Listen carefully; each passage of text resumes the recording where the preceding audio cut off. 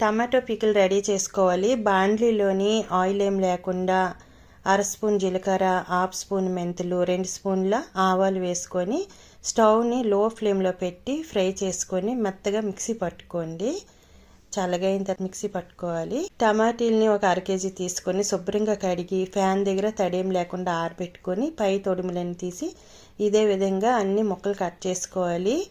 చిన్న చిన్న ముక్కలు కట్ చేసుకున్నాం కదా, వీటిని ఈ టమాటీలకి 2 నిమ్మకాయల సైజు అంతా చింతపండు సరిపోద్దండి. కరెక్ట్గా పీచు పిక్కలు ఏం లేకుండా చూసుకోవాలి.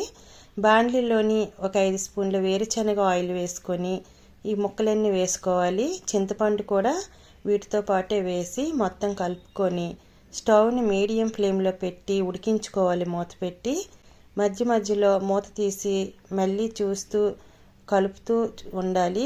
అడుగు పడితే టేస్ట్ మారిపోద్ది. టమాటీ అంతా గుజ్జులాగా దగ్గరికి అయిన తర్వాత ఇలా చల్లగా అయిన తర్వాత దీన్ని మిక్సీలో వేసుకోవాలి. వెల్లుల్లి రెబ్బలు ఒక 8 పొట్టు తీసి అవి కూడా వేసుకోవాలండి. పొడి కారం ప్రియా కానీ ఆశీర్వాద కారం కానీ 3 స్పూన్లు వేసుకున్నాను. గల్లుపు ఈ పచ్చడికి టేస్ట్ బాగుంటుంది. ఇలాగ నేను చూపించే విధంగా అలాగే 2 సార్లు వేసుకున్నాను అనమాట. అంటే 2 స్పూన్లు గల్లుప్పు వేసుకున్నాను. ముందుగా మిక్సీ పట్టుకున్న పొడి కూడా వేసుకోవాలి. దీంట్లో వాటర్ ఏం లేకుండా మెత్తగా మిక్సీ పట్టుకోవాలి. తడి స్పూన్లు తడి గరి పెట్టకూడదు. వేరొక బాండీలోని 10 స్పూన్లు వేరుశనగ నూనె వేసుకోవాలి. అంటే 1 కప్పు. దాంట్లో ఆవాలు 1 స్పూన్, పచ్చిశనగపప్పు 2 స్పూన్లు, మినప్పప్పు 1 స్పూన్ వేసుకొని పొట్టు తీసిన వెల్లుల్లి రెబ్బలు ఒక 8, ఎండుమిర్చి ఒక 5 ఘాట్లు పెట్టి వేసుకోవాలి. కరివేపాకులు కూడా వేసి మీడియం ఫ్లేమ్లో ఫ్రై చేసుకోండి.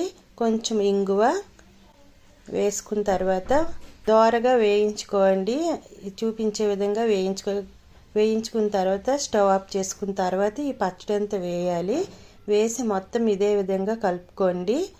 ఈ పచ్చడి ఏంటంటే ఎండలో ఏమి టమాటీలు ఆరబెట్టుకోవాలి అలాంటివి ఏం లేకుండా ఇంట్లోనే ఫ్యాన్ దగ్గర ఆరబెట్టుకొని ఈ పచ్చడి పెట్టుకోవచ్చు. ఇది ఫ్రిడ్జ్లో అయితే 1 మంత్ వరకు ఉంటుంది, బయట అయితే 15 డేస్ వరకు ఉంటుంది.